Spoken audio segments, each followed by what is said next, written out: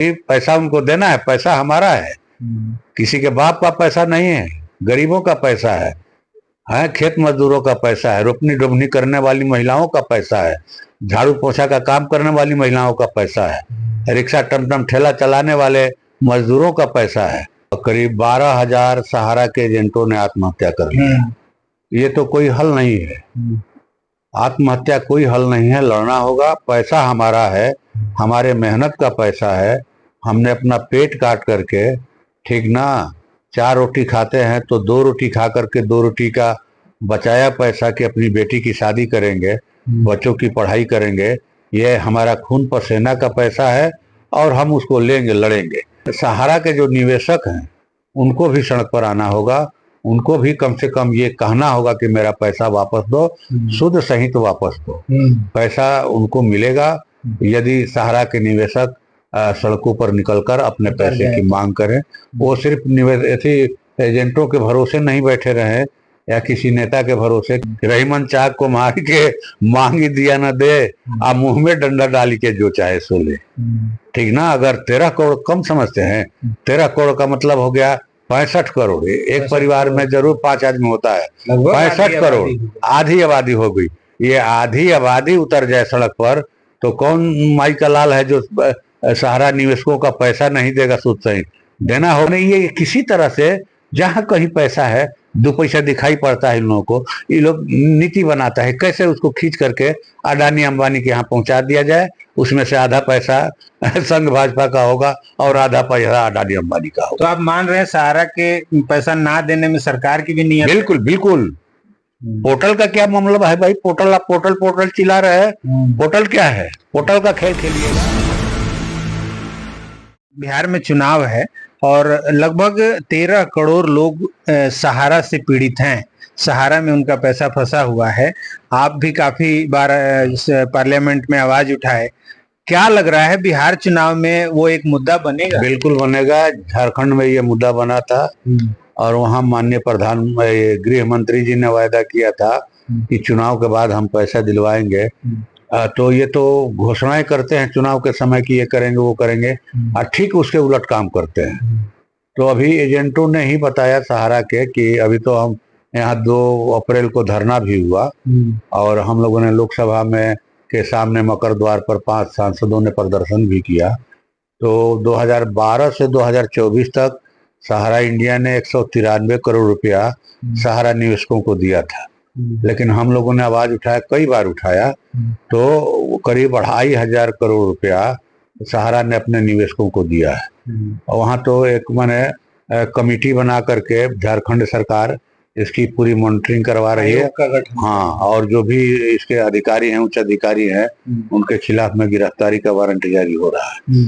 तो वहाँ पर तो सहारा इंडिया के एजेंटों ने, निवेशकों ने बड़ा मैंने योगदान दिया सरकार को बचाए रखने में, गठबंधन की सरकार को फिर से टिकाए रखने में।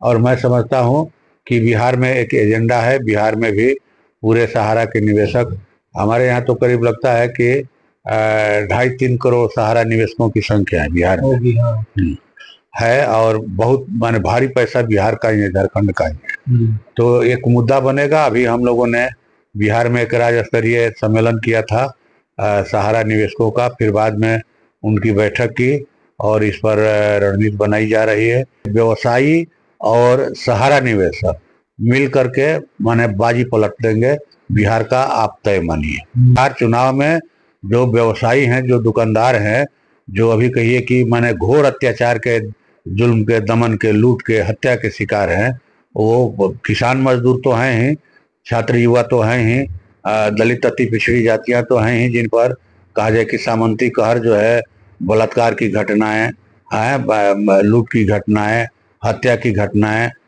सबका बदला लेगी बिहार की जनता। और उसमें व्यवसायी और सहारा निवेशक बढ़ चढ़ करके हिस्सा लेंगे सरकार को बदलने में। बदलो सरकार, बदलो बिहार। चलिए, चलते चलते आप हमारे चैनल के जो दर्शक हैं, जो सहारा के निवेशक हैं विशेषकर, उनको क्या मैसेज देना चाहेंगे? बहुत सारे लोग निराश हो चुके हैं अब, क्योंकि निराशा की बात नहीं है, निराश होने से क्या होगा।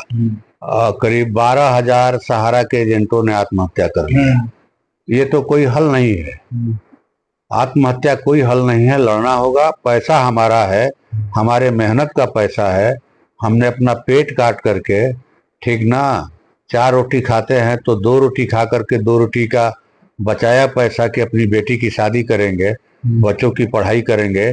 ये हमारा खून पसीना का पैसा है और हम उसको लेंगे, लड़ेंगे।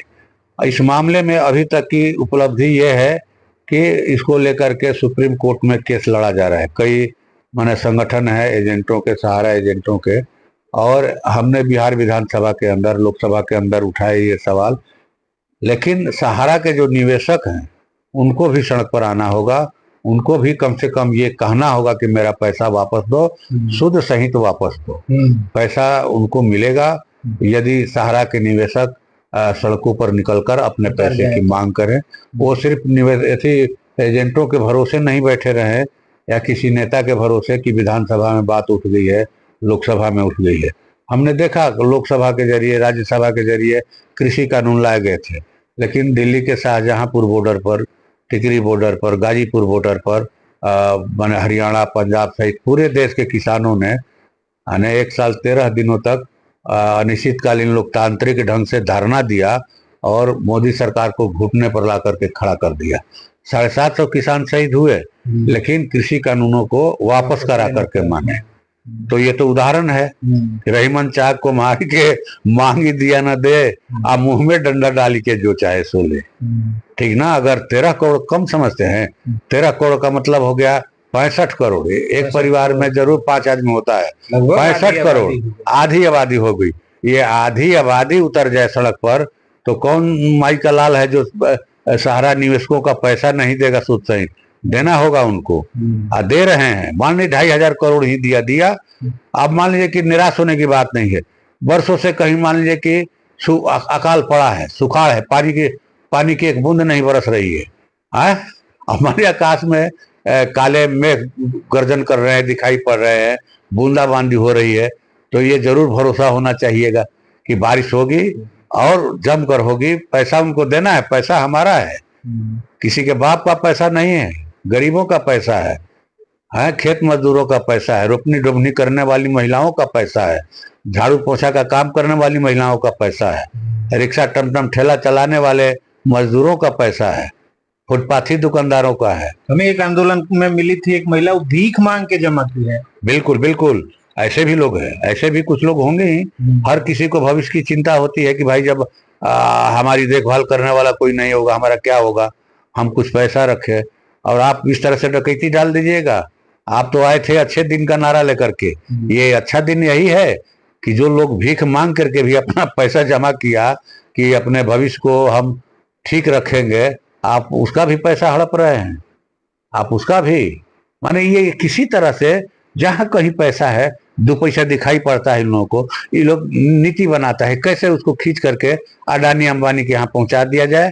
उसमें से आधा पैसा संघ भाजपा का होगा और आधा पैसा अडानी अंबानी का होगा। तो आप मान रहे हैं सहारा के पैसा ना देने में सरकार की भी नियत? बिल्कुल बिल्कुल। पोर्टल का क्या मामला है भाई? पोर्टल, आप पोर्टल चिल्ला रहे हैं, पोर्टल क्या है? पोर्टल का खेल खेलिएगा। 99% लोगों का आवेदन इन लोगों ने खारिज कर दिया कि इसमें आधार कार्ड का नंबर सही नहीं है, इसमें ये सही नहीं है, स्पेलिंग सही नहीं। अरे भाई पोर्टल क्या जानता है गरीब आदमी? पोर्टल क्या जानता है? वो तो जानता है कि भाई हम दिए हैं, फलाना आदमी को दिए हैं, एजेंट को पैसा दिए हैं, यही हमारा पैसा दे। तो उसके जरिए दिलवाइए, आप दिलवाइए ना भाई। आदमी जो पैसा जमा किया है, किसको जमा किया, तो जो चेन है आप इसको भंग करके, तोड़ करके सब गड़बड़ हो जाए और सब लोग निराश होकर के घर में बैठ जाए, तो बैठने वाले नहीं है। इसकी शुरुआत हो चुकी है और बिहार के चुनाव में इसका परिणाम इनको देखने को मिलेगा। आप इतना खुद को चतुर मत समझिए कि पूरा देश ही आपको बेवकूफ दिखाई पड़ने लगे कि लोगों को समझ में नहीं आ रहा है। समझ तो खूब बढ़िया से लोग रहे हैं।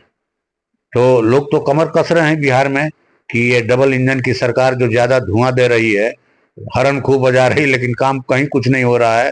ये बुलडोजर की सरकार है। ये बिहार को यूपी बनाना चाहते हैं, हम यूपी नहीं बनने देंगे। बिहार बिहार रहेगा।